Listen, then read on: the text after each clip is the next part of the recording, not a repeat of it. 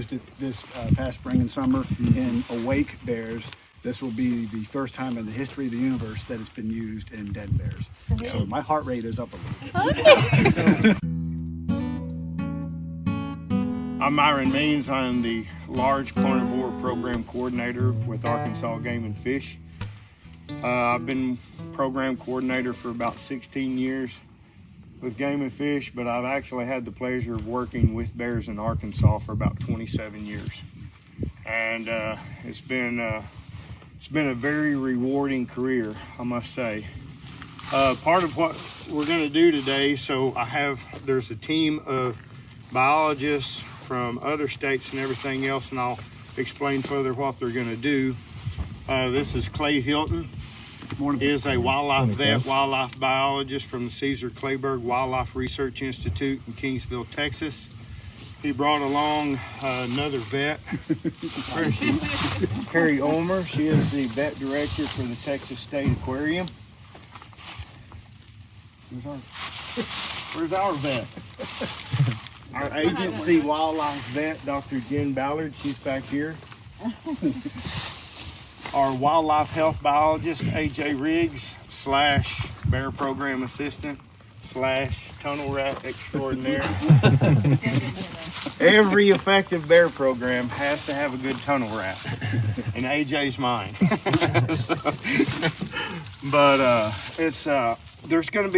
We have a lot of objectives that we're going to try to reach today.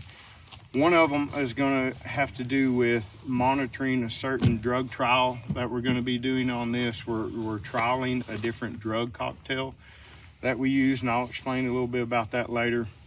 The main objective of today is to gather reproductive data on this particular sow. And then, of course, the third objective of the day is to basically educate y'all on the bear program, bear management with AGFC, and let you kind of see and hold what the fruits of really good sound conservation can produce. And I really can't think of a better way to showcase what good management is all about than to be able to hold a little 5 or 6 pound baby bear cub. So those are the objectives today. As I said, the primary objective today is to determine reproductive status of this female. And the way it works in Game and Fish is we have about 60 collared adult female bears scattered all across the state. We have about 20 or so in the Ozarks, scattered all the way across the Ozarks and Bear Range. We have 20 or so in the Ouachita, scattered across Bear Range. And we have 15 in the lower Gulf Coastal Plain of the state. And all those bears is a subsample of the what's going on reproductive-wise for those populations in a given year. Now, a lot of people don't realize that bears actually have a 2-year reproductive process. It's not every year like deer and turkey and other game animals. In the normal course of things, it's every other year. And across Arkansas and the Ozarks and Ouachitas, the normal reproductive rate for an adult female is roughly 2 cubs per litter every other year of that female's life. And so in the world of game management, bears are considered to have really low reproductive rates. And it is because of that 2-year reproductive cycle. They're long-lived animals. They can live 20, 25 years in the wild, which is, it's a lot longer than other game animals. But still, even though if they have 20 years of productivity and they're only producing 2 cubs every other year, that's really not a lot of offspring. When you consider in most game populations or most wild animal populations, there's a higher occurrence rate of males being born, because males have a naturally higher mortality rate in any population. They're the ones that disperse, they're the ones that fight, and everything else. So if you consider she has 16 cubs her whole life, and less than half of those is likely to be female cubs, that's 6, maybe 7 females she's going to have her entire life. And so that's why bears have really low reproductive rates. And that's why we monitor them every year. Now, the second part of our monitoring effort, or the surveys that we do this time of year, every year, is we're also monitoring survivability of those cubs. And because cubs, the life cycle of a bear actually starts in May, June, and July, and August. That's when bears are bred. They're bred, the egg is fertilized, and that embryo kind of floats around in the uterus. It doesn't attach. It develops, but it doesn't attach to the uterine wall. And so through the course of the late summer and early fall, that blastocyst is just kind of developing and floating around. And then at some point in the fall, about the time that she goes into a den cycle, that blastocyst will attach to the uterine wall, and then she'll complete her gestation period and give birth to the cubs roughly 69 days later after it attaches.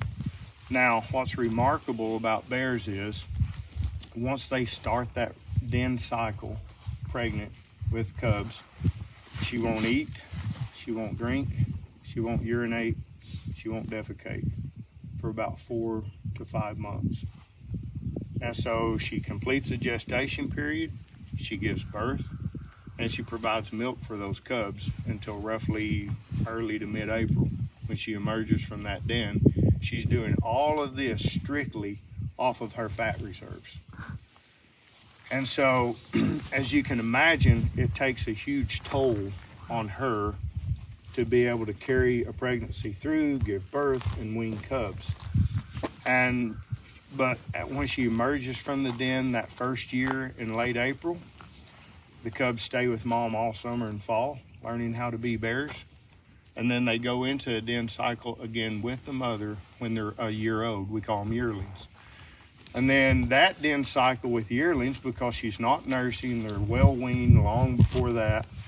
It's just kind of, it's just a learning experience. She's still teaching them how to be bears. When they emerge from that second den cycle, when they're over a year old, she will allow them to hang around for maybe a month or two, but when the breeding season starts again in May and June, she'll drive her offspring away. Her male offspring she'll drive away. Her female offspring she will actually allow to reside within her home range. And that is her insurance policy. She knows that she has everything a bear needs to survive in her home range. So that is her insurance policy to ensure that her female offspring will survive. And so we know what her reproductive rate is in a given year. And if we go in the next year, she has 3 cubs this year, 3 girls. Then we go in next year and we get video, or we get a visual on how many yearlings she has with her. Then we're able to determine survival rates of those cubs to a yearling and beyond. So, and survival rate of the female offspring is virtually 100%. Once they come out of that second den cycle, I mean, it's a real good chance they're gonna survive. The male offspring, they get cast to the wind. It's like kicking a little 13-year-old teenage boy out on the streets. Life is hard for a cub or for a yearling bear. Those are the ones that show up in town. Those are the ones that take a wrong left turn at Albuquerque and just get where they're not supposed to be. And those subadult male bears, I mean, they're 98% of the nuisance bears that we see show up in town or something like that. They're always subadult male bears, because they're nomads for the first 4 years or so of their life until they get big enough to establish a home range or a territory and defend that and compete for breeding rights. I mean, they're just not in the game. So that's how all the population works. That's why we're doing the surveys that we're doing now. These cubs were born roughly the 3rd to 4th week of January. They're born about the size of a Coke can, about 5 ounces or 6 ounces. They have some really good rich milk to feed on, and they can gain about 1 pound a week. It's actually kind of a logarithmic growth curve. They don't gain 1 pound when they're first born, but by the time they're 3 to 4 weeks, they can gain more than a pound a week. So when we're doing cub work, we try to set doing cub work when we are pretty sure those cubs are going to be of handleable age. You know, we don't want to be handling and messing around with 1 pound cubs. It's just not necessary. So we want them to be somewhere between, preferably between 3 and about 7 pounds. You can handle them when they're 8, 9 pounds. I've handled 9 pound cubs before, but believe me, when they get 7 pounds and above, they start acting like little bears. I mean, they have claws that are like cat claws. They want to bite you. They'll huff at you. You know, I mean, that's just what they're born to do. And so, you know, they'll fuss and squawk and they'll smack their gums at you and they'll huff and they'll try to bite your fingers and everything. So, you know, there's kind of a fine line there. And really, by the time they're 7 or 8 pounds, they're practically ready to come out of the den with mom. I mean, a 8 pound cub can climb up and down that tree like a squirrel. So we have a short window of monitoring for reproductive rates. We can do our recruitment monitoring on the sows with yearlings a little bit earlier and all that. So another objective of what we're doing today, as I spoke of earlier, is the drug trials that we're doing. We have a drug cocktail that we use on bears, and we've been using it for a few years, and it works great.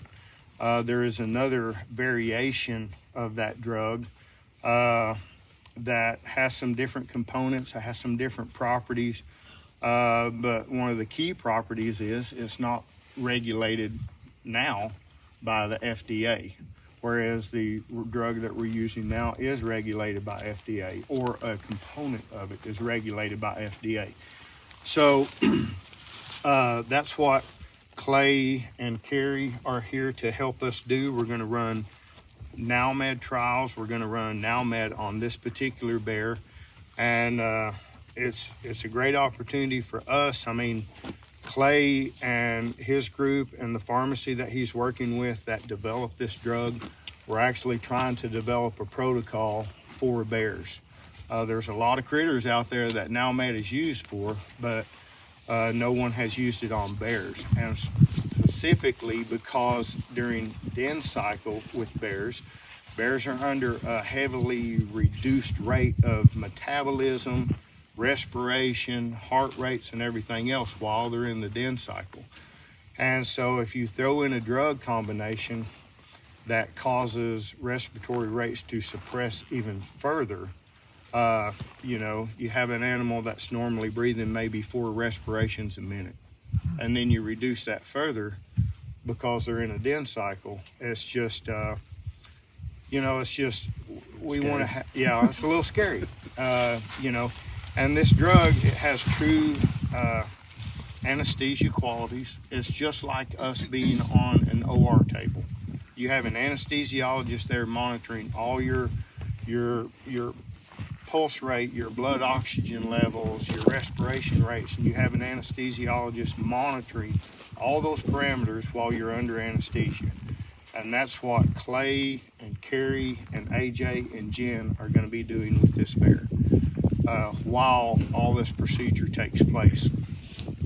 So that is their role in today's activity. Now, how things are going to progress today is she's not far. She's about 3/10 over. When we get down to the edge of the drain, there's a little cliff area that we're going to have to kind of sneak through and go down there. She's not far off of that. It's a little bit of steep, but what we will probably do is stage everyone up before we drop down in there.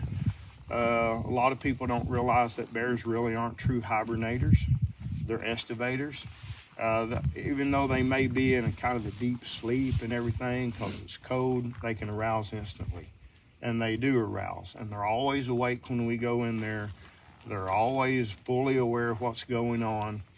And so we want to keep her as absolutely calm as we can. We're going to sneak in there nice and quiet with the dart equipment. We'll have it ready. And hopefully it'll be a nice, easy dart when she's in there. And we'll dart her. And once we get her asleep, Once we get her positioned and everything, then we'll bring the group down. We'll take the cub out. The procedure will probably be about an hour or so, which will be plenty of time for everyone to take pictures with the cubs.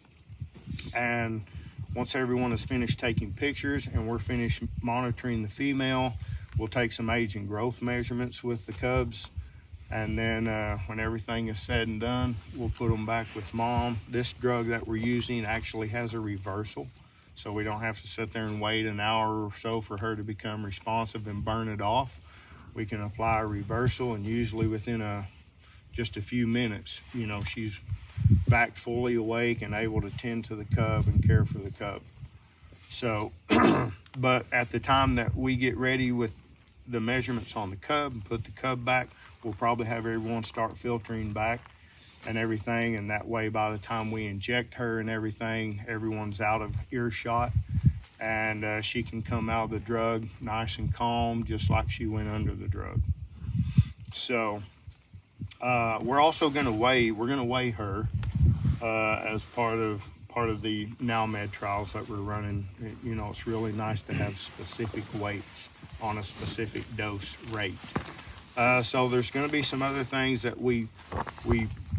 I won't say we don't typically do, but there's going to be some other things that we're going to do with this bear. We're going to trach this bear. I believe we are, aren't we? So she's going to have a trach tube running down her throat to administer oxygen and to monitor a carbon dioxide exchange between her lungs and everything. So that's all kind of part of the NowMed trials and the precautions that we try to take when they're under anesthesia in a den cycle. So it's a different world. It's not like darting a bear in the summer when they're all hyped up and you don't have to worry about, you know, respiratory rates or anything else like that. Oh, thank you. So here's one of the big things of the day. When we bring the cubs out, we have blankets, we have cub blankets, okay? So we want to keep the cubs wrapped up good and warm and tight. You can put their head out and stuff like that, but it's kind of cold today as we're all sitting here in coats, right? Well, cub bear babies are just like human babies. At this age, they don't thermoregulate well. And so we don't want them to be exposed and have issues that come up from having exposure, hypothermia, or hypothermia, or whatever it is.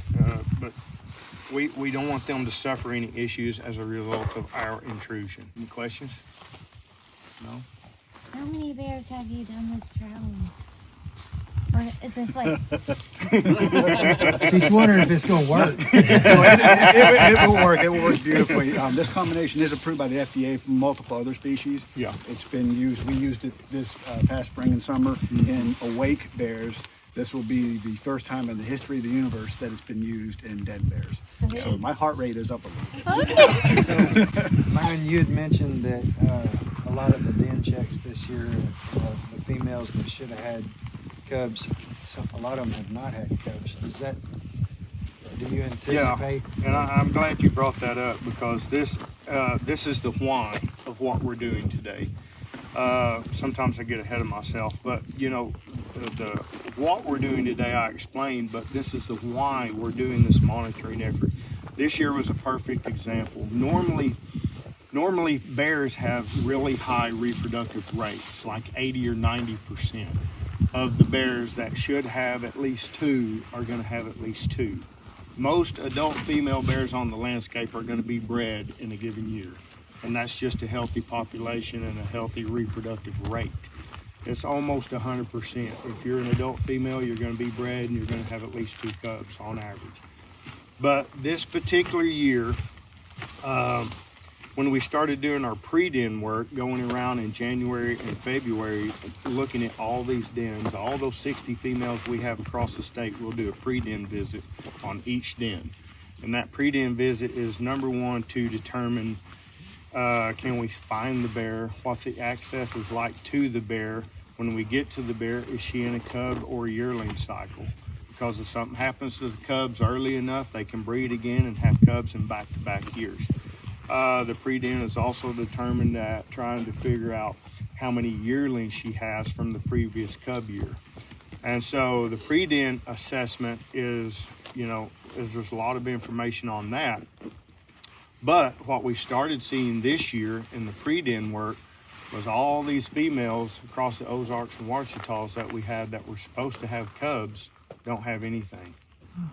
And they're just completely barren this year. And it really didn't make a whole lot of sense because these females were really fat, they're really well conditioned, and you think, what in the world, why in the world don't they have cubs? Well, if you think further back into the start of the breeding season in late winter or late spring, early summer, we had a pretty good drought all across, well, at least the mountain portion of Arkansas.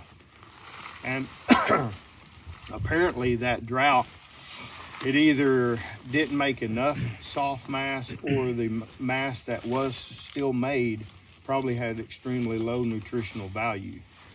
And so when that female may have been bred in June, either she was bred, became pregnant, and probably within a month or so of that, her body told her, look, Right. you can't carry this She out. didn't have enough reserves to No. go through that period you're talking about. Too much and stress. So she expelled Yep. the baby. And well, they'll just abort. They'll spontaneously abort, reabsorb it, and everything goes on. And then you rock along in September, and we had a really good mass drop in September. And so all these females, instead of pouring energy into producing cubs and going through a pregnancy and producing milk and all that, they just poured it back into themselves. And so they're in super great shape. But about half of the females that we had across the Ozarks and Ouachitas that should be in a cub cycle are in nothing.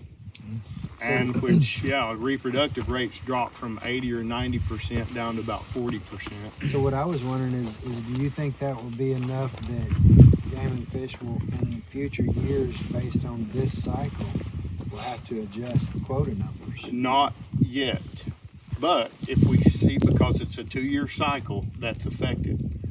So now if it rocks along next year and we see a massive drought, or we see a berry failure in the summer, a late frost this year that killed the berry crop this summer, those things that they can compound that effect.